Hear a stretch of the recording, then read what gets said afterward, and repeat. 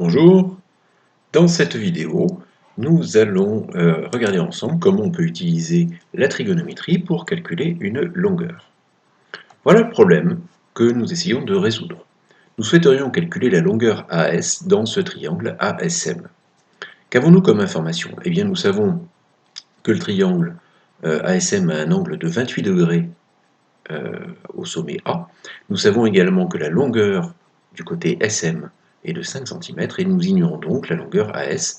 Mais en revanche, nous avons quelque chose de très important, c'est que nous savons que le triangle ASM est un triangle rectangle en S et donc nous allons pouvoir utiliser la trigonométrie. On se souvient que nous avons appris un petit moyen mnémotechnique pour mémoriser nos rapports trigonométriques. Et ce moyen mnémotechnique nous disait que la tangente est égale à la longueur du côté opposé à un angle divisé par la longueur du côté adjacent à cet angle-là. Tu te souviens du TOA.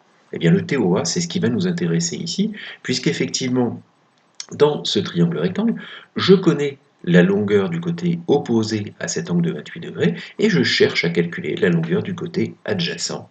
Donc c'est bien le TOA, la tangente, qu'il va falloir utiliser. Alors, maintenant que j'ai compris tout ça, il ne me reste plus qu'à faire des calculs et puis à écrire proprement ce qui doit être écrit. Donc je vais écrire que dans le triangle ASM rectangle en S, eh bien je sais que la tangente de l'angle MAS est égale à la longueur du côté opposé sur la longueur du côté adjacent. Autrement dit, tangente de 28 est égale à 5, la longueur de SM, sur AS, la longueur que je cherche, ce qui revient à écrire que AS est égal à 5 divisé par tangente de 28.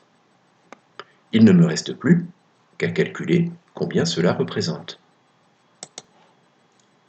Alors, si je demande à la calculatrice bleue, 5 divisé par tangente de 28, elle va me dire que ça fait 9,40 cm et quelques. Et si je pose la même question à la calculatrice verte, 5 divisé par tangente de 28, eh bien, elle va me donner à peu près la même réponse, ce qui est assez rassurant.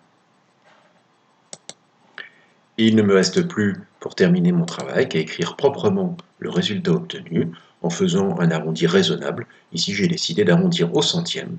Je vais dire que le côté AS mesure environ 9,40 cm.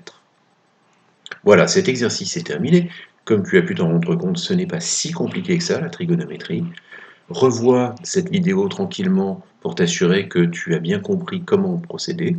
Et puis, il y a d'autres vidéos sur cette chaîne pour les utilisations des autres rapports trigonométriques, que ce soit pour calculer une longueur, ou aussi, lorsqu'on connaît les longueurs, pour savoir quelle est la mesure d'un angle. Merci de ton attention, bonne fin de journée.